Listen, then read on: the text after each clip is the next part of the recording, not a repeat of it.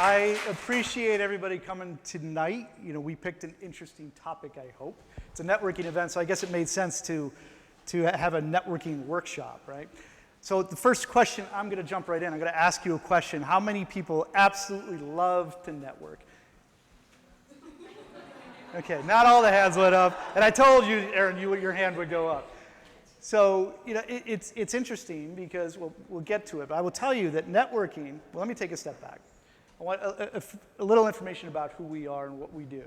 I've been with SoFi for about 2 years, a little more than 2 years. And I joined the company on the premise that we wanted to invest in the professional success of our membership beyond the student loan. We wanted to do it with our time and effort as well.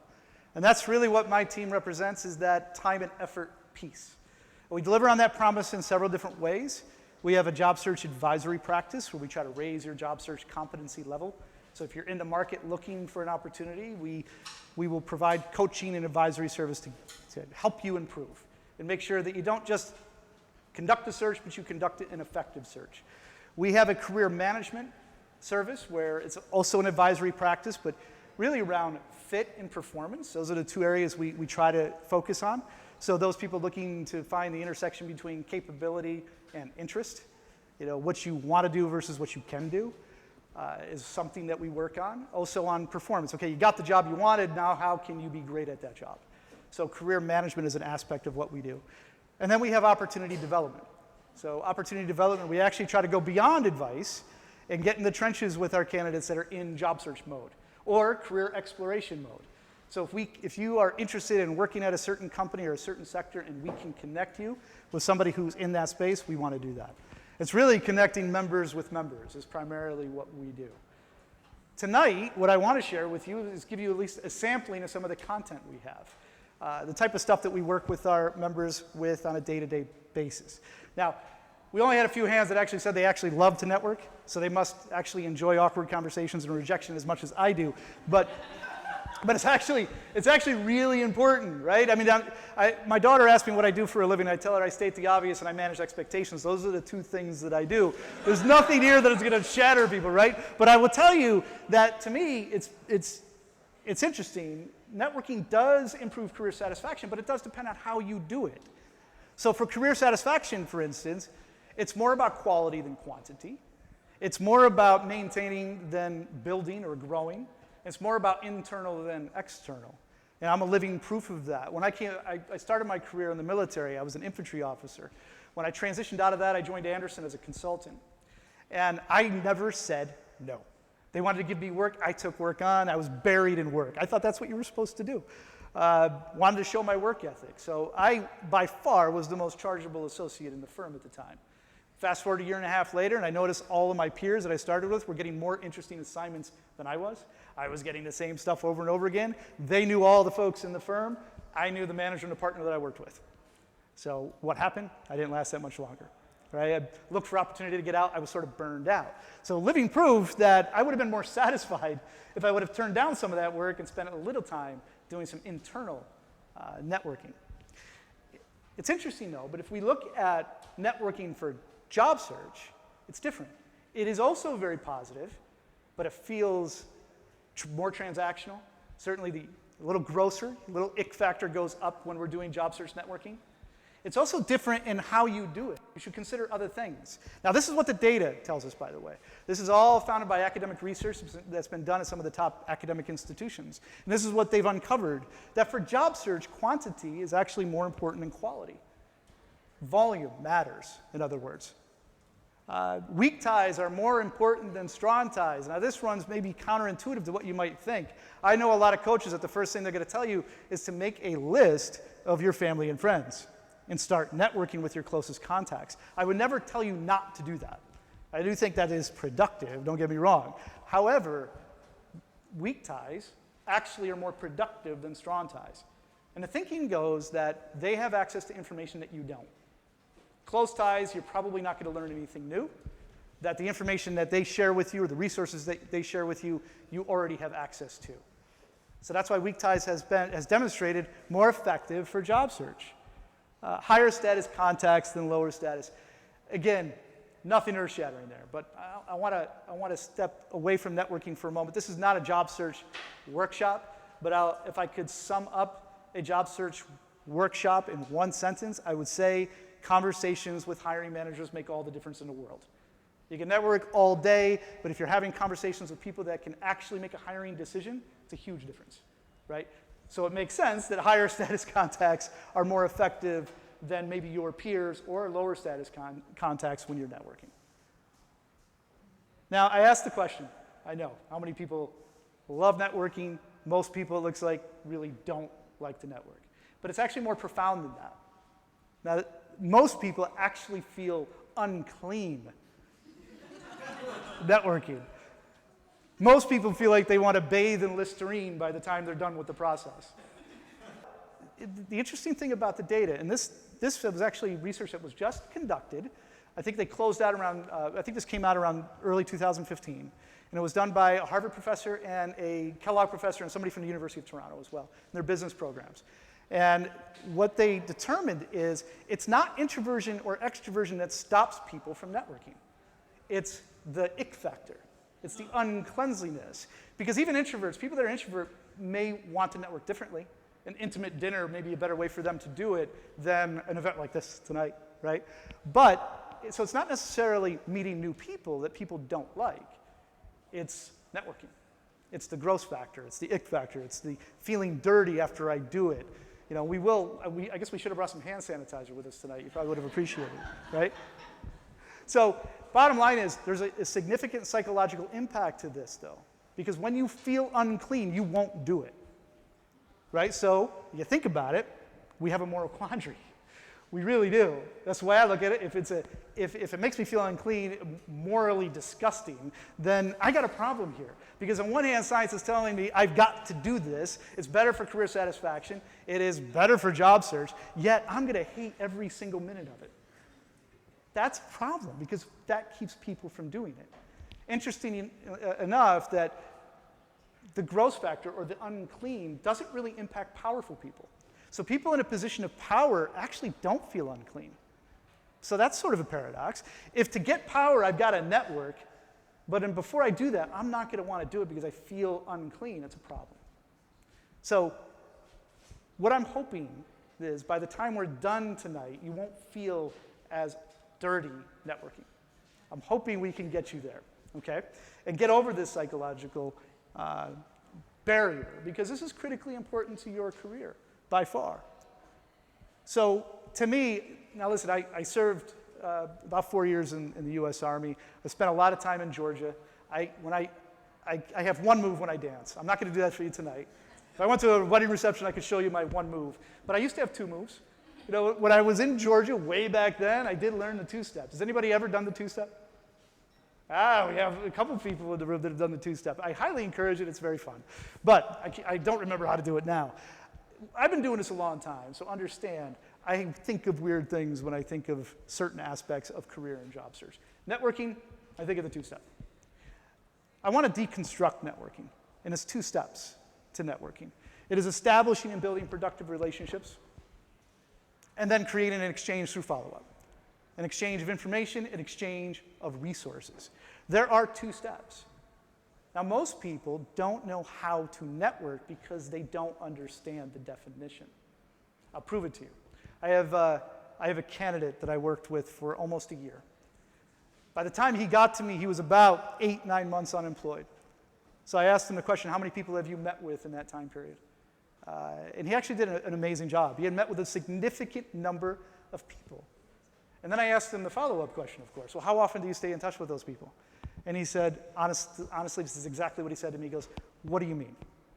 Now, he had no idea that he was supposed to do that. Now, this is a Dartmouth undergrad, Kellogg MBA, outstanding candidate that couldn't figure out why he could not get a job.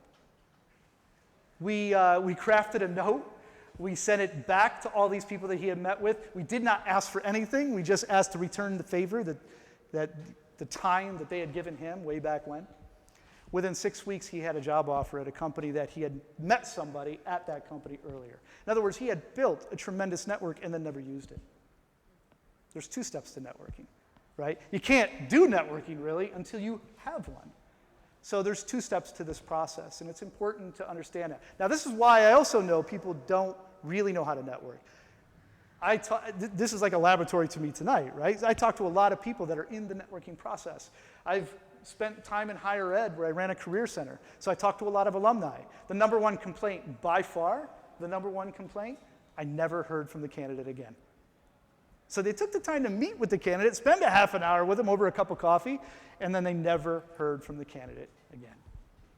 So if you're trying to catch lightning in a bottle, if you're taking that approach, you're unlikely to be successful. And on top of that, you're unlikely to enjoy the process, right? So let's think about the 2-step. What we're going to talk about is let's take the exchange off the table. Networking happens, in my opinion, in the follow-up. Your only job when you're at an event like this or an informational interview, your only job is to make sure that the person has a positive experience with you, that they come away with a positive impression. That's what you need to do. You really actually have no pressure to network with this individual at all. You might meet somebody at an event or have an informational interview, and for whatever reason, you don't really click that well. You don't have to network. The exchange happens later. So one of the best ways to reduce the feeling of feeling unclean is to deconstruct networking, take it off the table. Take the exchange off the table. It's no longer on the agenda. Your only job is to the first part of networking, which is build relationships. Develop productive relationships is your goal. Later, if you want to make that exchange happen, you can. It's a choice. You don't have to do it. Growth mindset versus fixed mindset. Anybody in the room know what those are? Has anybody ever come across those before? Yeah, well, I won't call on Rachel. So this would be a whole workshop by itself, honestly, but I'll try to give you a quick summary.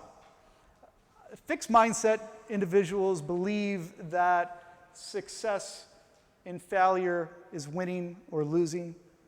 They believe that you're only good at something if you have the skill for it, that effort won't really make a difference. My daughter believes that she can't do math, right? And she just can't do it, so she doesn't try. I'm just not very good at that. This happens with networking. I'm just not very good at it. Someone with a fixed mindset also has trouble learning from failure, and failure is the best teacher if you let it be. But if you have a fixed mindset, what's your response to a failure? Well, I'm just not very good at that. I think it's really important to understand what your default setting is. Growth mindset, compare and contrast it. Growth mindset are individuals who believe that you can get better at something. You may not be naturally gifted in it, but if you work hard enough, you actually excel. I could give you countless examples, whether you want to believe them or not. It's interesting what we do to people after they become famous. Michael Jordan, for example, natural athlete, natural greatest basketball player ever, but if you ask Michael Jordan that question, he gets frustrated with that because they dismiss all the effort. And the fact that he got cut from his JV team or varsity team, I don't recall, but in high school it wasn't a very good experience for him, right? So growth mindset, they look at failure as just a learning opportunity. They look at success as really a learning opportunity. They don't really distinguish. Here's the great thing. You can shift from fixed to growth. You have the control. If I fully disclose, I'm a fixed mindset guy, no question about it. I think my team caught me doing it like 2 or 3 times today, right? So it's in my default setting. It's how I was raised. It's the people that were around me. I have to fight that impulse, and I have to look at or listen to the growth mindset voice. Networking is important that you approach it with a growth mindset, that if you fail, if you have rejection, if it doesn't go well, let's learn from it, and let's get better at it, and you will get better at it. Promotion versus prevention, that's actually terminology that's been used in research reports as somewhat technical terms. If you think of the inner voice that you have, all promotion means that you're thinking about your positive qualities. You're thinking about your strengths, your capability, the power that's within you. Prevention is, I hope nobody finds out that I'm terrible at this, right? That's prevention. So you have to approach this with a promotion mindset.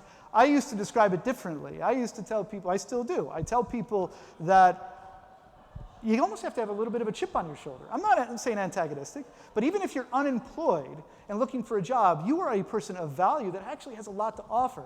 How do I know that that person needs you 5 years from now, right? You might be the reason that they get a job or a lead or whatever it might be. So you have to have that mentality, and that's also the people that you want to attract. You want to attract those people that get that. And the people that don't get that, don't worry about it. We know that people in a position of power do not feel terrible about networking because they have something to give. Well, so do you. We all do. But you got to have that mindset walking in the door. Give versus get. This is the golden rule of networking. You may have heard this before. It's if you have the mindset walking in the door and you have it in your mind that I have something to give, if you want to make an exchange happen tonight or some other night, you just have to do it. You're not taking my advice on doing it later on follow-up, and you want to do it, then make sure that you're the one that's giving, not getting. We all have that capability. It's amazing to me that once you just have the awareness of that and you have that in your mind, how can I help somebody tonight? You're going to find that you're much more capable of it than you realize, even if you're unemployed, or you're out of the market, or you're in a position of need. You can still do it. It could be just a book that you recommend to somebody, something simple like that, but you still gave, right? So give before you get. You won't feel, I promise you, you will not feel unclean trying to help somebody. You'll actually feel pretty good about it, right? At least that's the hope, right? Bottom line is that this is all about relationships. It's not about transactions. And if you're trying to catch lightning in a bottle, if you're trying to force conversation, if you're trying to force an exchange, you're looking at this as a transaction and not a relationship. This stuff takes time. So following these things, the hope is you don't feel as gross doing this, or you don't feel as unclean going through the networking process, because it's not networking that you're doing. It's just conversation. The exchange will happen later. Now that we hopefully got you over the hurdle on wanting to network, or the psychological impact has been reduced, let's just talk about the science behind networking. Now, if you pull any of the academic studies, and believe it or not, there's a lot of academic studies on networking. I've read them all. They're very dry, very boring. I don't encourage you to do it, but if you'd like to, you can. But they're going to break down networking in 3 ways: initiation, growth, maintenance. They're going to break it down in those 3 categories. Relationships start because of instrumentality. Whether you know it at the conscious level or not, that you're reaching out to somebody, you're connecting to somebody because you think they might be instrumental to something that you want, need, desire, whatever it might be. It's instrumentality that begins the relationship. The relationship also begins economic. It's an economic transaction in the beginning. It's an economic exchange. Quid pro quo is what it is. I'll help you if you help me type thing, right? Purely economic. And then the information that's shared, or the resources that are shared, tend to be general. They tend to be something that everybody has access to. If you just read the Wall Street Journal every day, you're gonna have the same information. It's nothing earth-shattering. As you progress to growth, to maintenance, it's becoming a more trustworthy relationship. Information is becoming more particular or specific. You're moving from an economic relationship to a social relationship. This is how this process works if they break it down. Let's talk about the SoFi methodology. And what I want to do is I'm going to share with the SoFi methodology, and then I'm going to blend the science in on how we might be able to evaluate our success in doing this. So what we teach people, candidates that work with us, and we work with plenty of SoFi members, we teach thresholds of trust. I believe in small success. I was in sales for a long time. I managed sales professionals, and if they only were shooting for the big sale, that's the only way they viewed success, is if I close the deal, what happens, right? They get burned out really fast, or they're not successful. They get frustrated with it. That's how we feel about job search too. We get frustrated with job search because if we only view success as getting the job, you have to look for the small successes that build to the larger ones. Even with networking, I do that. So we broke it down into these 3 categories: small success to bigger success to bigger success, until we build a relationship. So information. We want to build trust with somebody where they're willing to share information with us. Information is vital, for sure. And it's an important aspect to your job search. Lead generation comes from that, information that can be shared. Advocacy, somebody that's willing, let's say, to get your resume to the top of the pile. They're willing to talk to HR about you. They're willing to potentially even help you prep for an interview. That's the advocacy side of things. Introduction, so that's when they're ready to introduce you to their network. They trust you enough to put their stamp on you. Now, you guys just have to ask yourself the question, what do people have to do to impress you that much? It's quite a bit, I'm guessing. I'm guessing you're not ready to introduce anybody to your professional network unless they have done a good job building trust with you and that you have had a positive experience with them. We can't even create an exchange until we've hit these thresholds. This is what we're trying to do when we're networking. So let's blend the two together. Let's look at testing the thresholds. Let's take the science and put it on the SoFi methodology as a way to measure your capability or where you are in a relationship that you have. If I'm at the information threshold and I am still getting universal or less specific or general information from somebody, I haven't done my job yet. I haven't met that or surpassed that threshold. If it's particular, and the more specific the information you're getting from that person, they're starting to trust you more. If we move to advocacy, we're starting to move towards social. If the relationship is still economic, they're not going to advocate for you. Because the only time that they'll probably respond to you is if there's something in it for them. In other words, we test advocacy by how responsive somebody might be. If they're very responsive to a follow-up that you have, then you're doing a good job and you're reaching the advocacy threshold. It's a way to measure it. Once we get heavy on both, where it's very social, it's very specific, we're getting to the introduction threshold where this person may be ready to introduce me to people. Now, there's questions that you can ask to test this stuff. And I do get the question a lot, when do I ask for help? Yeah, and my typical answer is, you have to answer that question, I don't know. I don't have the rhythm of the relationship, I don't have the cadence, right? But I also say this, at some point, you're gonna have to test them. A network is a group of people that are willing to help you in your career and you're willing to help them. It is not anybody that you happen to speak to in your life. I would argue that your very best friend may not be in your network because they just might not want to do it, right? So a professional network is not everybody that you speak to. It is a group of people, and you're trying to get all the way to the introduction threshold so you can expand your network, get in front of hiring managers, and so forth. Maintaining a high balance and trust account, it's very important. Once you get there, you got to maintain it. You could lose it, right? So I always think of a married couple, by the way, when it comes to trust account. If somebody lies to their spouse because they want to play golf and not go to the mall, they're going to start depleting the trust account a little bit. Maybe a little bit, right? Maybe not a lot. But if let's say they, instead of lying about playing golf, they're going to meet somebody else, then they're really depleting the trust account. So depending on how egregious the act is, you could lose these relationships. You have to maintain that balance, a high balance in that trust account once you have it established. All right, so now we're going to shift. I told you. Now we're going to shift. We're going to shift to a special case. It's the live networking event. I wanted to spend some time because that's what this is today. We're at a live networking event. Body language. When I think of, there's all the basics. I can go over the basics on body language with you guys. Firm handshake, looking in the eye, that type of stuff. But let me talk about something that's maybe not everybody knows about.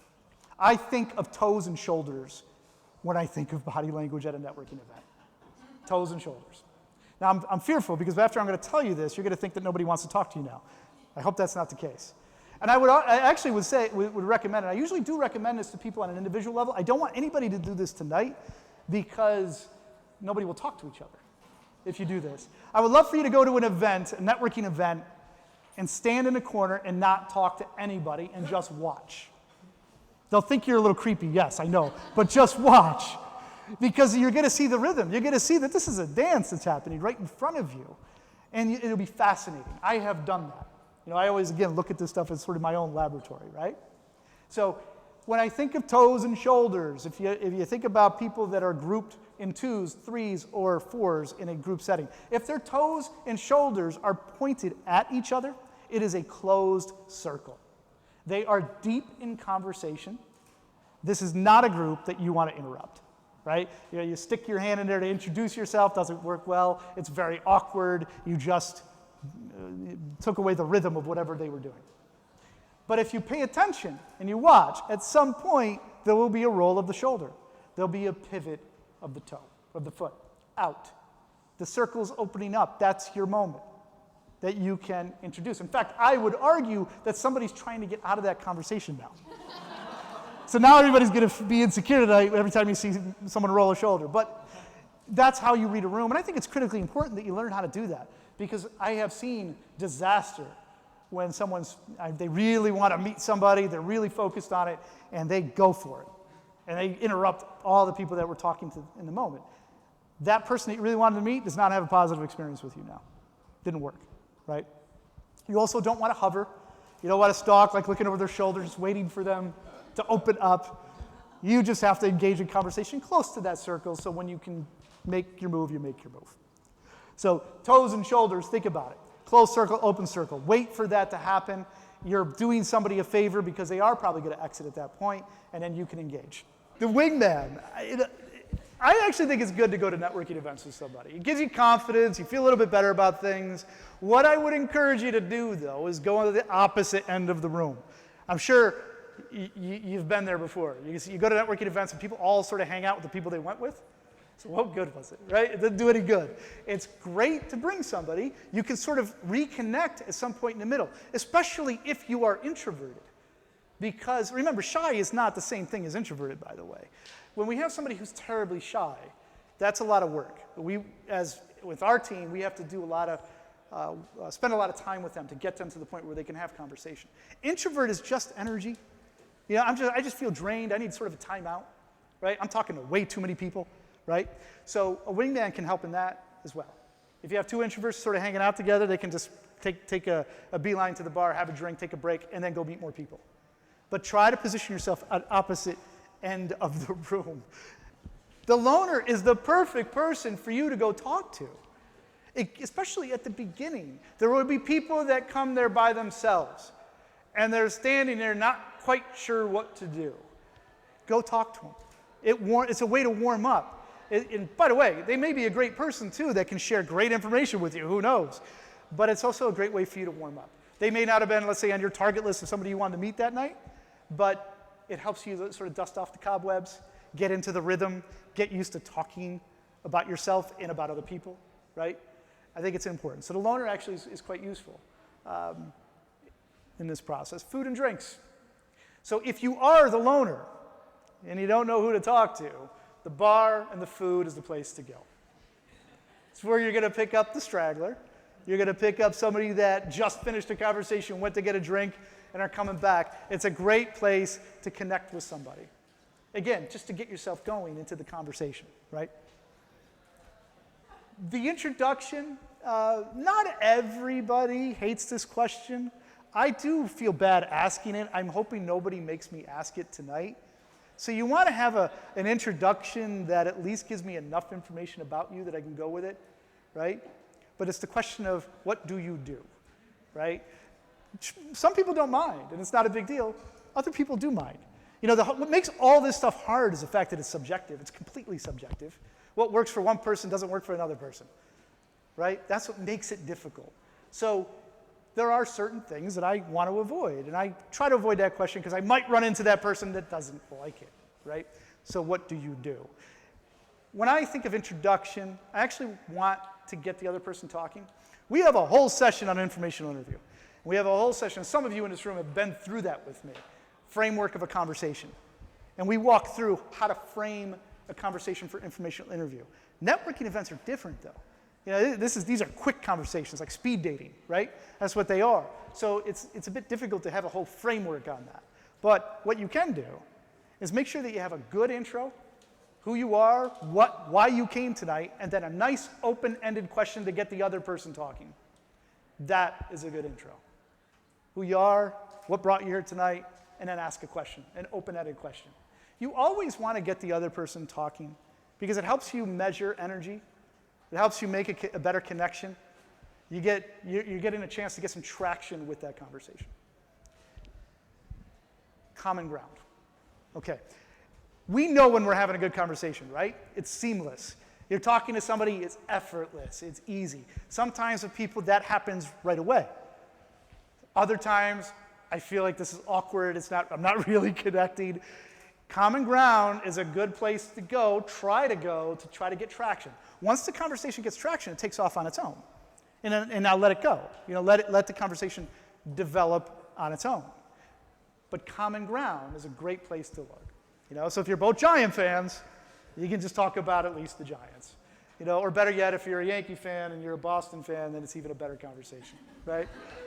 So, common ground, it does work. So some of your open-ended questions that you might want to ask might help you uncover common ground. The exit. Have you ever been there? I've been used, for sure. Maybe I was somebody they were warming up with, they had no idea who I was. They came over and started to talk to me, but I wasn't really the person they wanted to talk to. And as soon as that person opened up, they just sort of left. Like cut me off in mid-sentence, I gotta go, over here, it's been nice meeting you. You gotta be careful on the exit, right? You wanna be respectful. Remember our goal, positive experience, that people have a positive experience with you. And never make assumption. You never know who's gonna help you. You never know who's gonna be the greatest resource later as you follow up. You don't know. So the exit's important to do in a very good form way. And there's different ways you can do it. The best way is to introduce somebody else into the conversation. That's the best way to do it. And you might not know that person, but you can sense them because they didn't take this session, they don't know how to work a room, so they've been hovering, right? They've been hovering over your shoulder trying to get into the conversation or sort of stalking it. You can help that person out, and it also allows you to make an exit by bringing them in, right? Even better if you know the person, because then you can make an introduction and say, I'll let you two have a conversation. I'm going to grab a drink, right? That's one thing you can do. You're gonna notice that the other person pivots, rolls their shoulder, pivots their foot. Look for an opportunity to exit, because I think that they're starting to wind down, right? That's another thing that you can do. You sometimes don't have the opportunity to introduce somebody or bring somebody else into the conversation for your exit. Sometimes you do have to say, this has been great. I've enjoyed the conversation. I want to give you a chance to meet other people in the room tonight. I'll definitely circle back to you before the end of the night, but it's been fantastic. And then move on. It's definitely better than just cutting me off in midstream and going in a different direction. That's our networking workshop for the night. The key takeaways that I hope you walk away from this is that first, it's actually okay if this makes you feel terrible. It's okay. We can admit it, right? We're all, unless we're very powerful and in a position of influence, we all sort of hate it, right? So that's okay. But if you deconstruct it, there's ways to overcome it. If we break it down by, look, I just want to be a human being and meet other human beings and have a good experience with them, I can worry about the exchange later. So you're not networking tonight. It's the best advice I ever got at a live event. Don't do it. Just have fun, right? Also, how to measure success, let's say. So once we're over the hurdle of networking and we're okay, I'm going to do it, I'm in, I got it, I'm just going to go talk to people. But how do I measure how I'm doing? And that's another key takeaway I hope you have tonight, that we can measure this by the type of information we're getting. And don't be offended if you're still universal. You just have more work to do. If the information is too general, that's okay. Also, by the way, sometimes you're only going to hit information with people. Other times you'll hit advocacy with people. Some people, you'll go all the way to introduction. That's okay too. People that you've hit the information threshold with are great lead generators, fantastic lead generators. And then the last thing I would say, I hope the takeaway is just some tips on how to deal with the live networking event, which is an animal in and of itself, and a whole different process. I hope this helped. I thank you so much for having me for this talk tonight. Any questions at all, either on this presentation or anything about job search career? Yeah. So LinkedIn. Yeah. So one thing I've run into is people who I barely know, they send requests, so I say, okay, and then all of a sudden they're recommending me for skills that I have that I really don't know anything about. And it kind of feels like a quid pro quo situation, and I mean, I've taken the approach of I just don't recommend anybody for anything because I don't want to go down that road. What's going on there? What's the proper way to do it? So technology has been trying to automate the job search process and career strategy process forever. I don't know, we talked about this, I don't know if that'll ever really happen because this stuff is about conversation. The reason they do that, though, is because of what we just said. Everybody hates it. So people would rather go through a vehicle like LinkedIn to try to network. It's not effective. LinkedIn, does anybody work at LinkedIn here? Okay. LinkedIn is a great information tool. Don't get me wrong. It is a fantastic information tool. It is not a great networking tool. It really isn't. You know, I love the roadmaps. I can go find people that I have common background or a common interest with. You know, I might be able to ask for an informational interview with them, but you can't automate the networking process. You can't, it's not going to be effective. Because why? Did they hit the threshold of trust with you? I'm guessing not, right? At some point, we need to have a conversation to hit that threshold, to get to the level of trust where someone's willing to share information. The recommendation, by the way, or they kind of confirm your skills. So I think it was a LinkedIn, and Benton's in the room here. You might be able to confirm this. I think they push that because it's a way to get on people's radar. So you have all of a sudden people that you've never met in your life starting to say how great you are at strategy, right? It's interesting to me. I don't think it's very effective. Right? So LinkedIn I would use as a tool for information, but and certainly common background and common interest, by the way, are great people to expand your network. We talked about weak ties. To me, weak ties are professional acquaintances, but you can build more professional acquaintances by contacting somebody who has a similar background to you and somebody who has or potentially has a shared interest. I would also encourage you to be creative on background. How many MBAs are in the room? Okay. MBAs are historically overly reliant on their own alum. They don't have to be. You know, if you've gone to a top-tier academic institution, you can contact other people that went to top-tier academic institutions. I served in the Army. I'll call a Marine, and people will laugh at me when I say that, but if they understood the service, that is like Harvard calling Yale. If you have if you went to a school from a geographic perspective, there are other schools in the area. You have something in common with them. Certainly, it's ideal to get close to the common background, to reach out to and ask for a conversation. But if you can't find somebody that has that background that works at that company, take a step out. I can tell you this, the people that we've encouraged to reach out to people that go to similar academic institutions are blown away by how responsive they are, because that is still something they have in common. But to answer your question on LinkedIn, yeah, I mean, it's a great information tool, not a great networking tool. Yeah. So let's say you go to an event like this, you meet 4 or 5 new people, you have engaging conversations, you connect, you exchange information, you connect on LinkedIn. How do you continue that conversation months or weeks down the line when you're sort of struggling to come up with new topics to say, hey? So I love that question. So first and foremost, at a live networking event, it's going to be very difficult for you to hit any of those thresholds. It's going to be purely economic. I treat live networking events as creating leads of people that I can follow up with for a conversation. I need to have that one-on-one with you to hit that threshold, right? So my advice to everybody is when you're at a networking event, look for people that you can not follow up to create the exchange, but follow up to continue the dialogue, right? And now you have a better opportunity to develop that relationship. That's how we try to teach people to deal with the live networking event. When you have that in-person conversation, I mentioned the framework of the conversation. One of the things we try to teach people to do is set up your follow-up. In sales, 95% of the close is on the very first conversation that you've had. It's where you manage expectations. So when you meet somebody one-on-one, you can simply say, this has been great, I really appreciate the conversation. Is it all right if I follow up with you from time to time and maybe update you on my progress if I'm in career exploration mode, or just to stay connected? You set it up. Trust me, they'll say yes. I've never had anybody say no, even if they just don't want to be rude, right? And then we're going to test how that relationship is to see if they respond. Because when someone really asks me the question, I met this person, how do I follow up? My answer typically is just do it. Simply send a note and reconnect with them. There are tools that you can use to manage your follow-up. So technology can help. LinkedIn's one, but Contactually is another. It's very good. We use it. So it's like a CRM for networking. And that can remind you to follow up because you don't want to wait too long, right? So I think the best way I can answer it is it's difficult to hit that level of relationship until you've had that one-on-one. Occasionally you can catch lightning in a bottle, and it will happen.